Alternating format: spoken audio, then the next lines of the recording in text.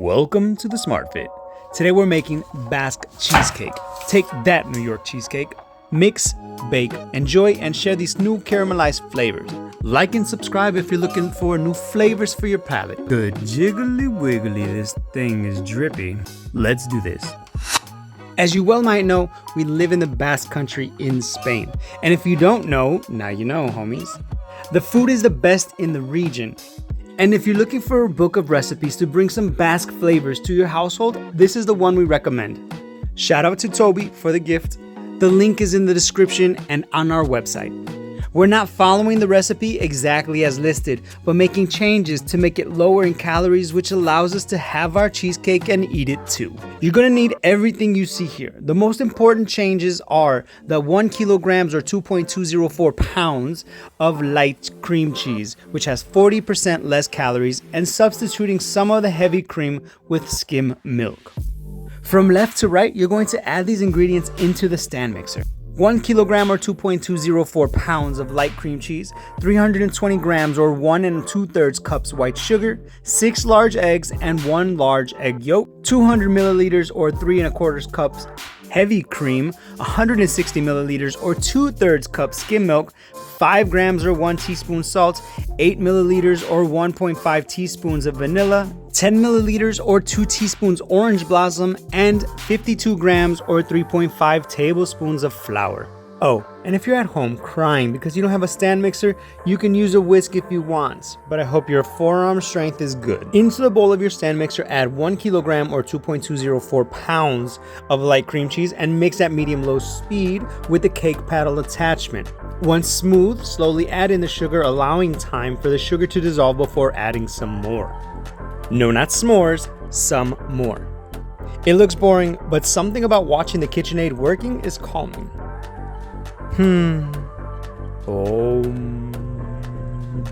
Sugar all in and looking smooth. Wipe down the sides of the stand mixer before adding the eggs. Of course, this is the best and safest time to have a taste. Yeah, on their own, cream cheese is good, sugar good, but together, dangerously good. In a separate bowl, crack 2 eggs at a time before adding them one by one into the stand mixer so that you don't accidentally drop some eggshells and have to start all over. Try to have patience and allow 1 egg yolk to completely be dissolved or mixed in before adding in the next. Finally, separate 1 egg yolk and add it into the bowl for added richness. But if you wanted to make this even lower in calories, you would just omit this last yolk. Woo! It's coming together just fine. Slowly pour in the heavy cream. I have a friend who drinks this stuff, and to him and those out there that partake in this act, I say, you nasty with your thick saliva mouth.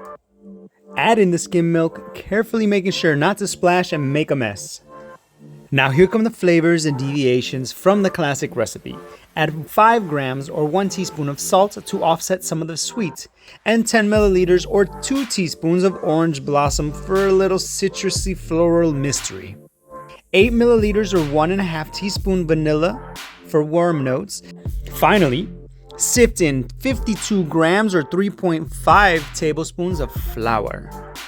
Sift and try to get it all in the bowl and give it one final mix. Literally, try to get it all in the bowl. It's harder than it looks, okay? Final mix. And don't forget to like and subscribe. Set that aside and get your cake pan ready, but first make sure it's securely together. Grab 2 sheets of parchment paper roughly 40 by 40 centimeters or 15 by 15 inches and crumble them up. This makes it easier to line the corners of the cake pan. Line one in one direction and the other turned 45 degrees, not 46 nor 44, 45 to the right. Did you catch that? All that's left is to pour the sweet cheesy goodness into the lined pan. Look, this recipe is exact. You can see we fill it to the brim, which then makes it a little more complicated when you're trying to do this next part of carefully placing that into a preheated oven at 200 C or 395 F for 1 hour. After 1 hour, this is what it should look like. jiggly and gelatinous and marshmallow-like toasted on top. Basically, we're done, and all that's left to do is wait. Leave the door wedged open and let cool to room temperature. When ready, slice and serve at room temperature. It's an excellent dessert if you like cheese, but don't want anything too sweet or heavy. The Maillard reaction on top reminds me of toasted marshmallows and creme brulee, while the interior is sweet, slightly tangy, and floral. The perfect dessert to share with family and friends. Dream it, learn it, do it. Like literally, do it. Make this and share it. Oh, and also do me one more favor, like and subscribe.